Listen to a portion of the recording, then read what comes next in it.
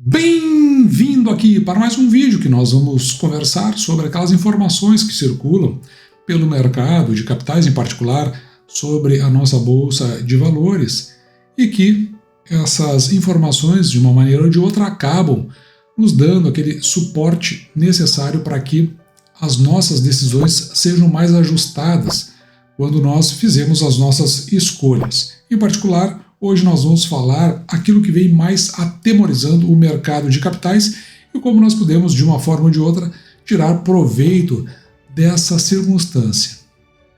Eu vou começar aqui por essa reportagem do Seu Dinheiro, uma reportagem que é assinada por Isabelle Santos e ela é do dia 28 de abril de 2024. Hoje é dia 29 de abril de 2024, portanto a reportagem é do dia de ontem. E normalmente o Seu Dinheiro ele traz informações que estão ligadas com a Empíricos. Então eles vão fazer um conjunto de considerações e normalmente vão acabar por oferecer algum curso, alguma ferramenta no final. É a tendência normalmente dessas reportagens.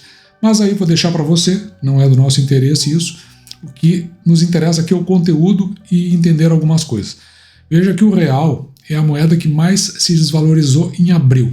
Então, ele vai mostrar aqui por que você deve se proteger. E veja que bem aqui embaixo, ó, Empíricos Research, curso gratuito, ensina o passo a passo. Então lá no final tem um curso gratuito que eu não vou mencionar. Se você tiver interesse, eu sugiro que você entre no site e dê uma olhada que curso gratuito é esse, como fazer. O que para nós é importante de saber é o seguinte: o real é a moeda que mais se desvalorizou em relação ao dólar, na comparação entre os países do G20. Os países do G20 são aquelas 20 maiores economias do mundo. E essa informação ela é originária da BBC News. No dia 16 de abril, então hoje eu disse, né, dia 29, nós estamos falando aí de aproximadamente 13 dias atrás, a cotação do dólar chegou a R$ 5,29. Ou seja, para cada $1, R$ 5,29. No andar da carruagem, e aqui está considerando a segunda quinzena de abril, a desvalorização da nossa moeda, do real, chegou a 4,5%, enquanto o peso argentino, veja, ele se desvalorizou apenas 1,38%. E essa desvalorização não afetou apenas o câmbio, mas ela também afetou a nossa bolsa de valores. Por isso que eu trouxe a informação aqui para nós podermos entender exatamente o que está acontecendo. E veja que a época aqui, ó, tinha caído 2%, hoje a bolsa está subindo, até está numa subida interessante.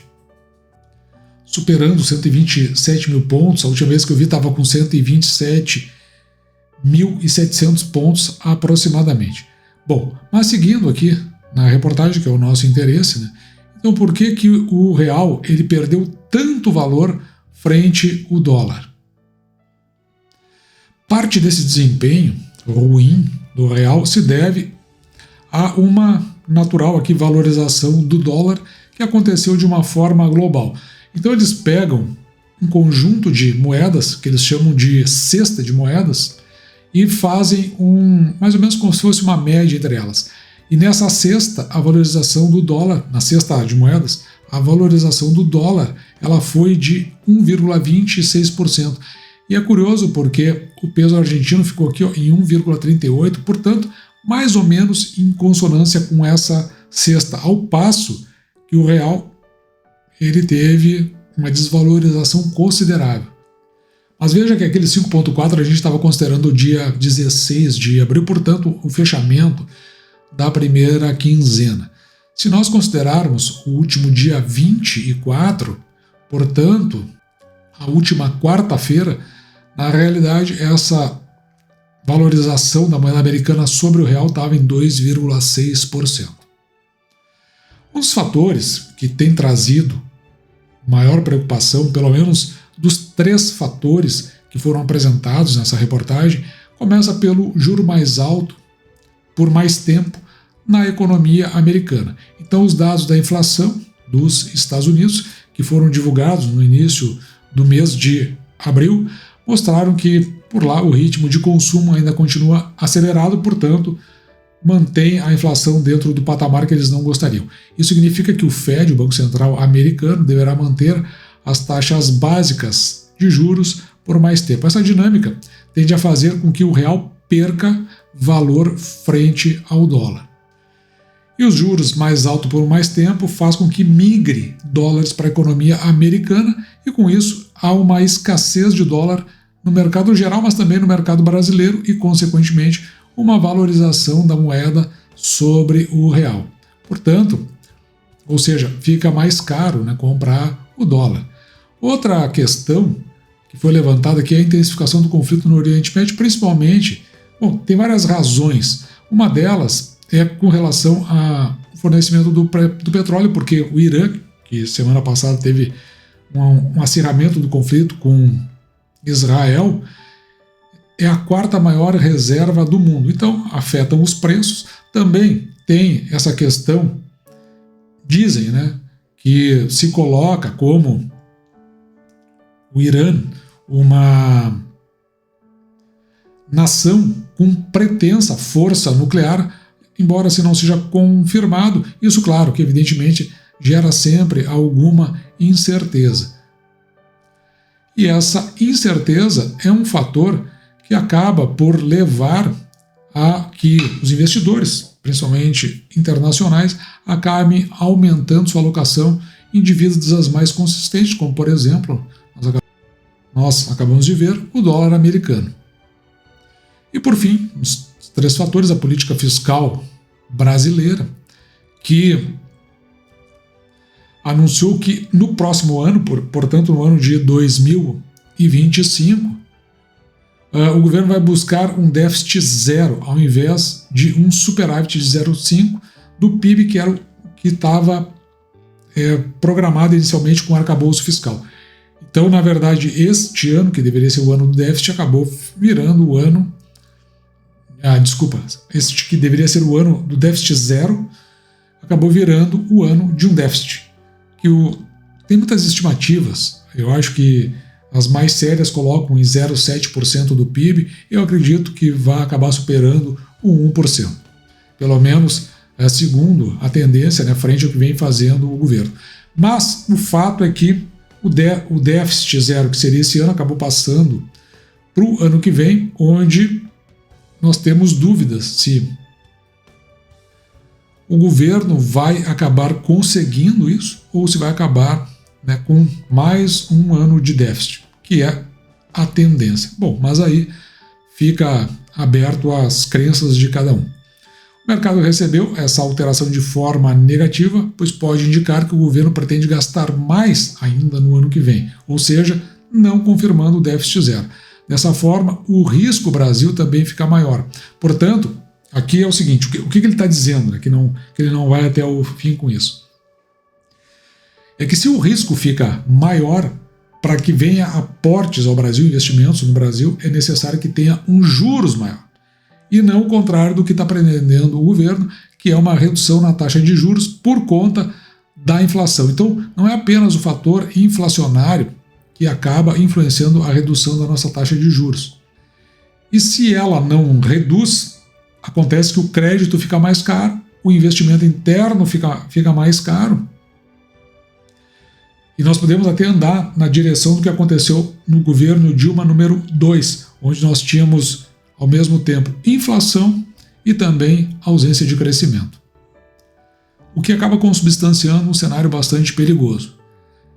Agora, indo aqui para essa reportagem da Exame, essa é uma reportagem que foi assinada por Guilherme, publicado no dia 26 de abril de 2024.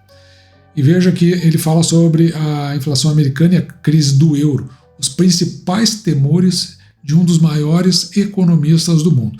Então, o que vai acontecer aqui nessa reportagem é acabar discorrendo sobre esses sinais preocupantes que acabam vindo tanto do câmbio quanto do mercado europeu, e recomenda ainda manter investimentos na Europa. Bom, mas aí é só uma recomendação, não vou entrar muito no mérito dela.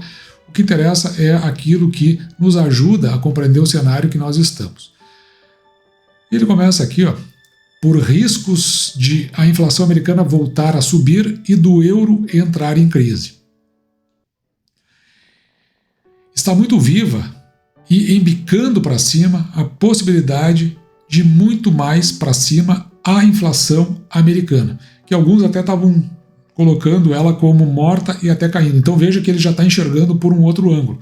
Se isso começa de fato a tomar conta, claro que muita prudência vai ser colocada dentro do mercado e, consequentemente, vai afetar o mercado interno, aqui o mercado brasileiro, que não é dos mais consistentes, dos mais sólidos. Então, segundo esse economista, que é CEO e cofundador da Gavekal Research, ele ainda diz o seguinte, um dos sinais que indicam os riscos inflacionários é o gráfico do preço do ouro. Então eles fazem essas relações para ver se as coisas estão andando dentro de algum formato que já aconteceu no passado. Então veja que ele está próximo das máximas em termos absolutos e relativo em relação aos títulos do Tesouro Americano. É o parâmetro que ele está utilizando. Isso não é uma boa notícia para os mercados de títulos da OCDE, que é aquela Organização para a Cooperação do Desenvolvimento Econômico. A última vez que vimos esse padrão foi em 78, antes do ouro atingir seu pico e as taxas longas dos Estados Unidos subirem para 15,8%. Tá, mas era um outro cenário, né? Vamos combinar. Ele só está usando esse parâmetro do ouro. E até ele vem citar aqui embaixo a diferença do fim da década de 1970 é que hoje as taxas longas dos Estados Unidos ainda estariam baixas demais. Então não dá para traçar esse mesmo cenário, de forma a frear a valorização do ouro. Se o Federal Reserve, né, o Banco Central Americano, decidir cortar os juros, aí o ouro vai realmente subir, que é o parâmetro que ele está usando como referência. E ainda ele receia por o início de um processo de recessão na Europa, principalmente aqui porque a França continua em risco de cair em uma nova recessão. Ele pontua aqui que em recessões anteriores da França, o euro caiu frente ao dólar americano. Isso implica que o ouro tem grandes chances de cair a partir daqui. Então ele faz essa composição no cenário internacional do que ele está vendo. Eu não sou tão pessimista quanto se está colocando aqui, porque eu acho que precisa de mais fatores para isso. Mas o cenário como um todo parece que sinaliza uma curva de uma estabilização muito forte. Estabilização no sentido de que não se tenha crescimentos a exemplo do que aconteceu em outras épocas. Olhando agora para essa reportagem aqui da Investing.com, ela é assinada por Reuters, é da Reuters, né? Então eles tiraram da Reuters e colocaram aqui. O ministro da Fazenda diz que é extremamente complexo conviver com o presidente do Banco Central que você não escolheu, porque com a autonomia do Banco Central, o atual presidente do Banco Central, Roberto Campos Neto, ele veio da gestão anterior. Mas para mim é extremamente complexo, ou difícil até de entender, quando um político ele faz essas considerações, porque essas considerações têm muito caráter de desestabilização. A reportagem é do dia 27 de abril de 2024. Então, o que acontece é que o ministro da Fazenda afirmou em entrevista ao jornal Folha de São Paulo que seria uma enorme surpresa a ele os juros subirem. Então, veja bem, por que nós estamos falando de juros desde o começo? Nós pegamos a primeira reportagem, depois a segunda. Parece que sinaliza, ao contrário da expectativa do ministro, uma tendência de que os nossos juros ou se estabilizem ou eles venham a subir. E ainda assim o ministro da Fazenda considera uma surpresa. Aí ele diz assim, está sendo uma experiência extremamente complexa conviver com um presidente do Banco Central que você não escolheu. O que ele está... Vamos entender o que ele está dizendo aqui. Que se tivesse um presidente do Banco Central que fosse escolhido ou por ele ou pelo partido, ele teria uma afinidade maior, principalmente no sentido de fazer a redução de juros na base da canetada. O que para mim é uma concepção de pensamento bastante perigosa. Mas ele faz essa afirmativa porque quando foi perguntado para o presidente do Banco Central de que a âncora fiscal menos transparente, que é essa que, por exemplo, ela veio a público em agosto de 2023 e quando chegou em abril já se estava mudando a ancoragem, então por isso que ela é transparente, além de ela ter aquelas oscilações de 0,25% do PIB para cima e para baixo, que torna ainda bem mais difícil de se entender. Segundo o presidente do Banco Central, isso aumenta o custo da política monetária, ou seja, o que ele quer dizer com custo da política monetária? Uma tendência inflacionária, sinalizando que os juros podem subir. É isso que ele está dizendo, né? Porque a parte que contrapõe o crescimento da inflação é justamente o aumento dos juros. Veja o que diz o nosso ministro da Fazenda. Eu não sou o diretor do Banco Central, mas para mim seria uma enorme surpresa uma inflação de março em 0,16. Estamos eliminando gastos tributários absolutamente ineficazes. Ele está falando aqui que o que eles estão fazendo está indo no sentido de uma austeridade, já que conseguimos fazer muita coisa. A arrecadação, neste ano, está aumentando 8,5% acima da inflação. Então, ele está dizendo o seguinte, olha, nós estamos andando na direção do déficit, estamos cortando essas despesas que ele chama de gastos tributários e temos uma inflação que está controlada. Então, por que não baixar a taxa de juros? E fica a pergunta, então, no ar, né? Porque, na realidade, hoje a Selic está em 10,75% e a próxima reunião do Copom ela vai ocorrer em 7 e 8 de maio, portanto, na semana que vem. São forças que se chocam dentro desse processo. Nós temos uma visão que é dada pelo presidente do Banco Central e temos uma visão que é aquele que está à frente do Conselho Monetário Nacional, estabelecendo ali aquelas metas da inflação. Então, se há em algum ponto um contato de choque, evidentemente que um acaba conduzindo para um lado ou para o outro. O fato é que o atual ministro da Fazenda não é um grande conhecedor das questões econômicas e, na verdade, foi o pior prefeito da cidade de São Paulo da sua história. Então, o que é buscado talvez possa ter algum reflexo positivo para o governo, mas me parece que para o mercado como um todo traz bastante desconfiança, bastante insegurança, bastante incerteza. Não é então de se pensar que no andar da carruagem, do pequeno, do curto para o médio prazo, a gente encontra uma oscilação bastante considerável na nossa Bolsa de Valores, onde nós vamos encontrar as oportunidades para os nossos investimentos. Nós adotamos sempre as duas linhas. Vamos supor que o ministro da Fazenda esteja certo e haja uma propulsão na economia. Bom, neste caso, nós continuamos com os nossos investimentos regulares, aqueles investimentos pequenos, os investimentos que eu chamo investimentos do mês.